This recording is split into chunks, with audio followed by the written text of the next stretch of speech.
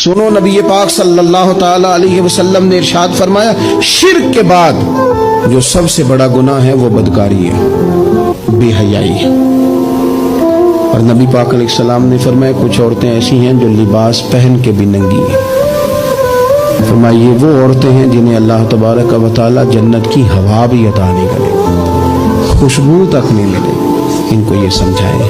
ये आजकल बड़ा उरूज है शादियों का। ख़वातीन मेहरबानी करें, अपने ऊपर रहम खाएं, थोड़ा सा ना पर्दे का एहतमाम हो। मैं कोई तनकीद नहीं करता, तंज नहीं करता, क्योंकि हमारी बहनें माएँ बेटियाँ होती हैं, हमने उन्हें समझाना है। इनको ज़रा समझाएं, इनको ये बताएं कि कीमती चीज़ें जो होती हैं वो पर्दों में होती हैं।